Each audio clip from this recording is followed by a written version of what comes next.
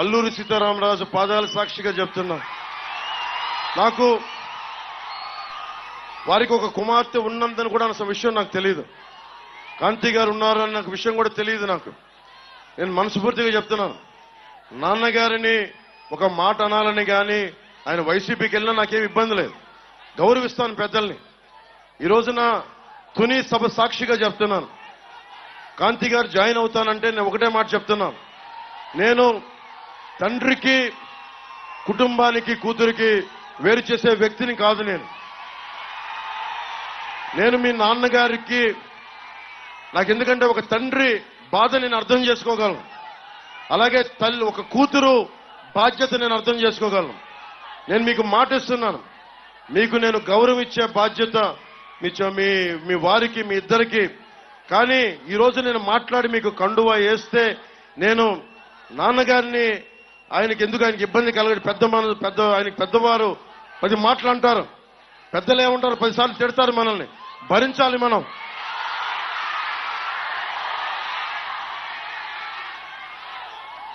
భవిష్యత్తులో నేను మీకు ఈరోజు మాటేసి ఇంత పెద్ద మనసుతోటి కాంతి గారు ఇచ్చారు. ఆవిడ నా సోదరి, మా ఆడపడుచు. నేను మిమ్మల్ని ఎన్నికలకి వాడుకున్నాడు పవన్ కళ్యాణ్ జనసేన అన్నది కాకుండా, నేను మీ నాన్నగారి దగ్గరికి మీరు నన్ను మీ ఇంటికి తీసుకెళ్ళండి, మీతో పాటు అప్పుడు నేను మీ ఇంటికి వస్తాను.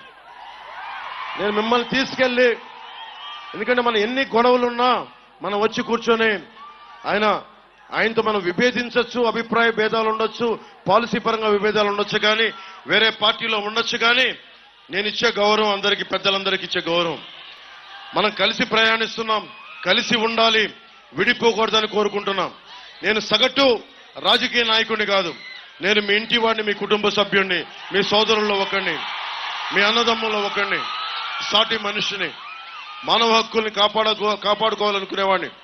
నేను ముఖ్యంగా సోదరి కాంతి గారికి, వారి శ్రీవారు చందు గారికి కూడా ప్రత్యేకించి నేను మాటిస్తున్నాను, మిమ్మల్ని అందరి కుటుంబ సభ్యులతోటి మిమ్మల్ని తీసుకెళ్లి అప్పుడు నేను జనసేనలో మిమ్మల్ని సంపూర్ణంగా ఆహ్వానిస్తాను. ఈ రోజున జనసేనలో ఉన్నారు, కానీ మిమ్మల్ని చెయ్యపట్టి సగర్వంగా తీసుకెళ్లి నేను నాన్నగారి దగ్గర తీసుకెళ్లి మరి మీరు తీసుకెళ్ళండి, ఆయనకి చెప్పి మిమ్మల్ని తీసుకొస్తానని మనస్ఫూర్తిగా. ఇక్కడ మీరు బాగుండాలి, తల్లిదండ్రులు దీవెన ఉండాలి ఎవరికైనా. నాకు ఇట్రమ్మా, మీరు ఇట్రండి,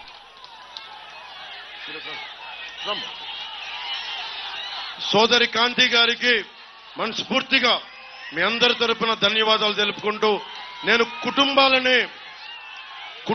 కులాలనే కలిపేవాడిని, పార్టీలనే కలిపేవాడిని. కుటుంబాన్ని వేరు చేస్తామా? కుటుంబాన్ని కలుపుతాం. ముద్రగడ గారిని, కాంతి గారిని కలుపుతాం తప్ప మనం కూర్చొని వేరు చెయ్యం. అలా పరిస్థితి ఎప్పుడు తీసుకురాం. సిగ్గులేదా పవన్ కళ్యాణ్ గారు? మా పేరు మీ డయాస్ను ఉపయోగిస్తావా? ఇది పద్ధత? నేను ఒకటి అడుగుతాను, ఇంకోటి కొత్త విషయం.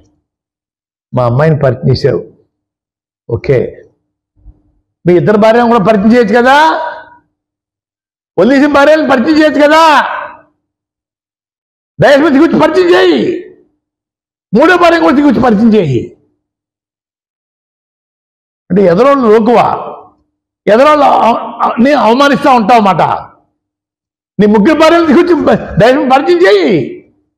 ఇప్పుడు మొదటి భార్య, రెండో భార్య, వారి డైవర్స్ ఇచ్చేసాను, మూడో భార్యతో ఉన్నా నేను, పరిచయం చేయి. మీ ఫ్యామిలీలో జరిగిన సంఘటన మీకు తెలియవా?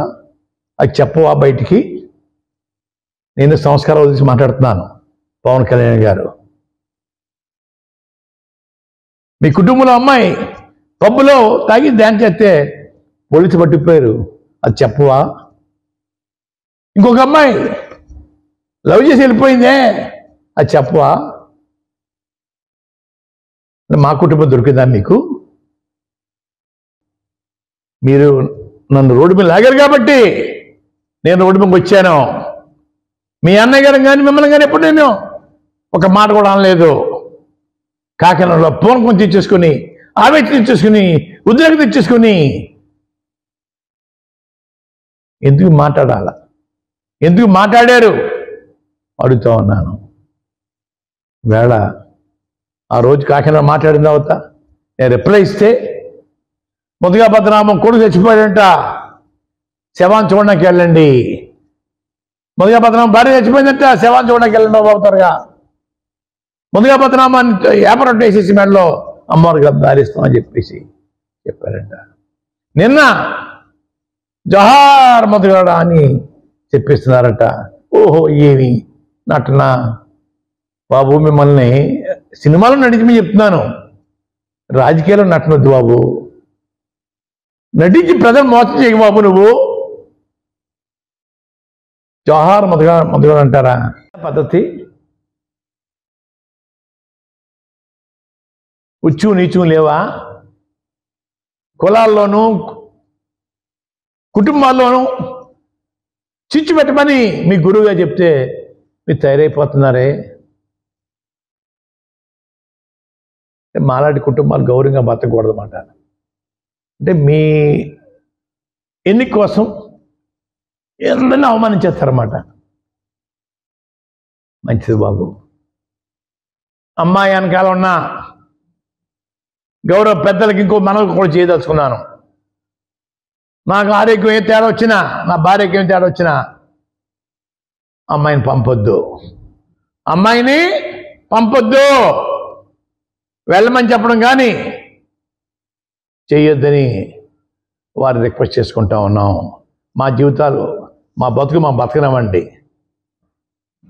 ఎవరు ఆరోగ్యం తేడా వచ్చినా, ఏమైపోయినా కూడా అమ్మాయిని మనకు పంపకండి. పంపి ఏదో సానుభూతి చూపించుకోవడానికి నటించకండి. వద్దు, తెగదమ్మలు చేసేసారు. చాలా ఆనందపడతా ఉన్నాను. బరువు బాధ్యత తగ్గిపోయాయి. చాలా రిలీఫ్ వచ్చేసింది నాకు. చెత్త పనులన్నీ రోజు చేసే పరిస్థితి లేకుండా నాకు చాలా రిలీఫ్ ఇచ్చారు. గౌరవ పెద్దలకి మనం చేసుకుంటా ఉన్నాను.